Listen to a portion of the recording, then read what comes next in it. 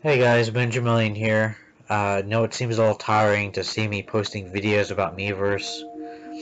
Just want to let you guys know that this will be my last video on the subject, so um, I just wanted to make this video to reflect on the memories and the impact that the community has left on me throughout the 4 years of being part of it. So, with that said, let's get started.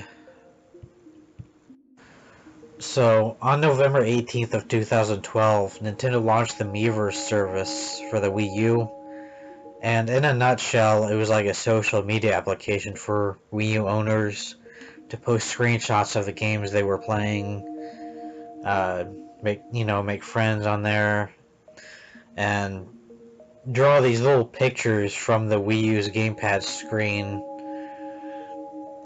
aside from posting screenshots on the little activity feed. And for me, I was a year late on picking up a Wii U, mostly because I was waiting for the system to go on sale. And I believe they knocked $50 off of it.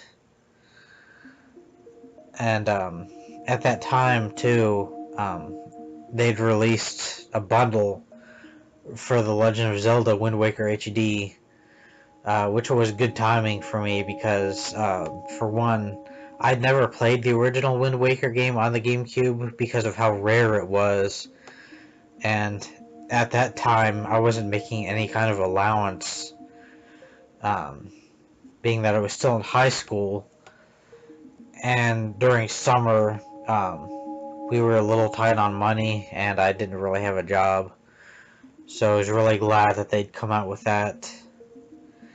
And during the same time of picking up the bundle, I decided to buy Nintendo Land and New Super Mario Brothers U, just so I could have a fresh start on the my Wii U game library.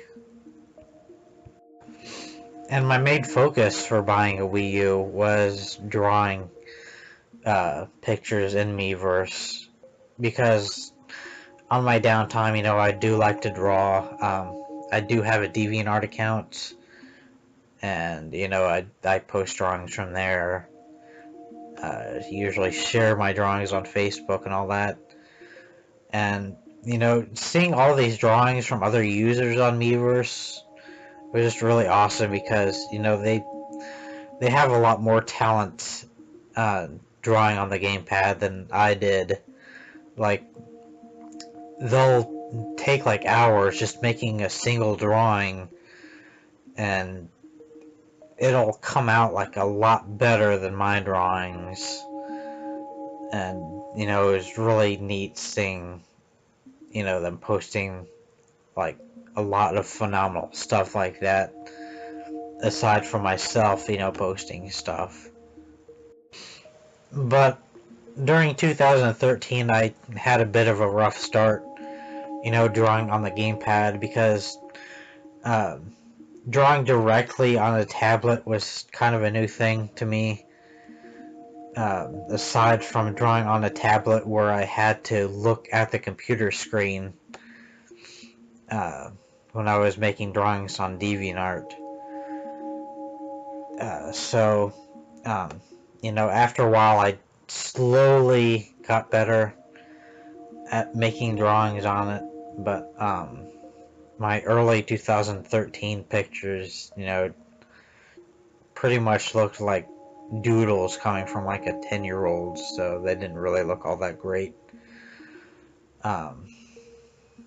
But during the next year, I started to buy a little bit more games. I actually splurged my money, just trying to catch up on some of the third-party titles like Rayman Legends, Bayonetta 2.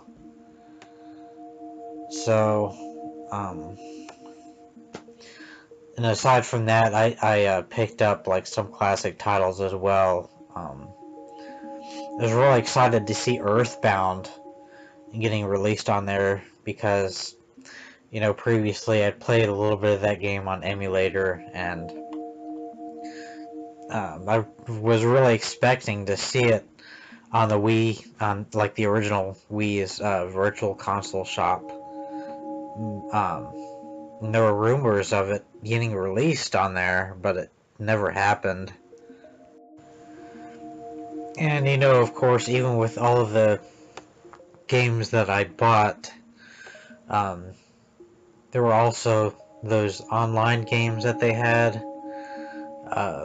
I decided to pick up Mario Kart 8 like a little while after it was announced, and I had a couple of friends I was playing online with, and if you go to like my YouTube playlist, you'll see I have like a shitload of Mario Kart 8 replays, and I also had bought Splatoon and Super Smash Brothers as well, and of course Super Smash Brothers you'll see also has like a bunch of replays of videos that I saved. So it was really great, spending time with my friends, like whenever I had the chance, that is, whenever I wasn't working, and playing online whenever I could. The thing though with Splatoon was I really didn't find the online that much fun as Mario Kart 8's. Like, it does get kind of tiring after a while, playing an online match for only like 2 minutes, and it just feels all samey and stuff. But then again, Super Smash Brothers and Mario Kart 8, you're doing the same thing there, but at least there's more of a variety in levels.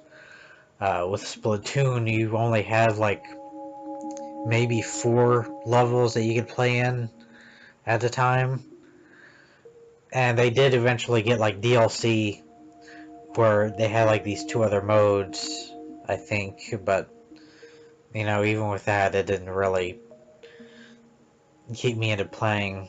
Uh, and Splatoon did have like a single player campaign, but it was only like an hour long to beat, and that was pretty much the only thing that kept me playing, to say the least. But aside from like buying games, downloading classic titles that were in the virtual console, um, around 2014 I was starting to get like followers, like slowly getting followers, but I was following like other artists and other people that had like interesting posts to share. So I did make like a couple of friends there too as well. Aside from the people that I already had friends with playing online. But yeah, not much really went on during my first couple of years being part of Miiverse, except for making friends and followers and playing online and all that stuff. Um, During 2015, Miiverse had announced their little update to the site where making comments and posts was going to be like really limited. Like, now you can only make 30 posts a day, and I know that upset a lot of people, and their site layout had changed around a bit. At this moment I can't remember much else that changed that people were getting upset about, but I just know that I was a little uncomfortable with it myself, because with following other artists and leaving comments on their artwork, and all of the little chains and comments people would make and I would make myself on their posts and stuff, and having that small limit on being able to post a day did seem kind of aggravating to me. But I think if there's one thing that I'd really like to forget about Miiverse, it's the Miiverse administrator system. Like, I can understand about like the rules and guidelines about certain posts, but sometimes like when you think about it, they're a little too kid friendly, you know, about like what posts can be allowed. Like, you know, some posts I've made, like, you know, out of like a joke, and they took it down. Like, I understand some are reasonable for getting taken down, but I don't know. It's just one thing that I really like to forget. Like, when I was still being part of Miiverse and sharing my posts. Like, there are questionable, like, reasons for them to give you a notification, like if you made something related to Donald Trump, like even if it isn't like offensive, you know, you get like an admin notification for it, and that kind of bothered me too. But um, I guess, you know, some things are better left said on different social media, on like Facebook or Twitter. So with that, I ended up getting an overall 3 temporary bans, like you know, just for like making any posts that like triggered off like the admin notifications, you know, like anything that they deemed inappropriate. But I'm just surprised that I never made it to like getting a permanent ban like a lot of other people had made or have gotten to. And you know, aside from that, I can't really think of much else to talk about on the subject of Miiverse. By late 2016, Nintendo had announced their Nintendo Switch system, and earlier this year, they made the announcement that they were going to pull the plug on Miiverse for the Wii U and the 3DS, and that actually came as like a big shocker to a lot of people, including myself. So, I guess in response, some Miiverse user, who I can't remember the name of, actually made his own forum that was made to function like Miiverse, and it's called Closedverse. And you pretty much have a lot more freedom to post what you want on there. You know, you can give people like your YouTube username, something that, you know, anything that like the Miiverse administrators would take down. So, you know, much like a lot of other people who were part of Miiverse, uh, you know, that speak English anyway, decided to move on to that forum. And, you know, I decided to eventually uh, go on there myself.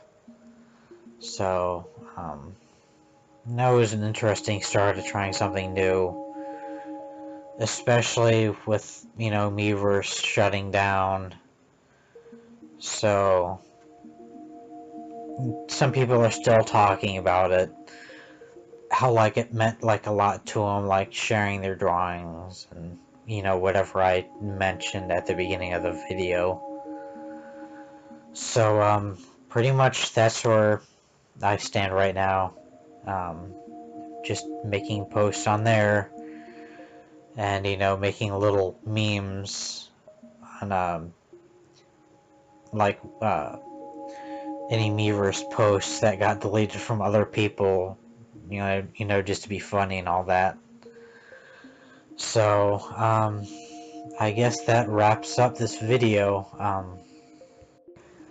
So I hope you guys enjoyed my little retrospective on the Miiverse community and the memories I had with it.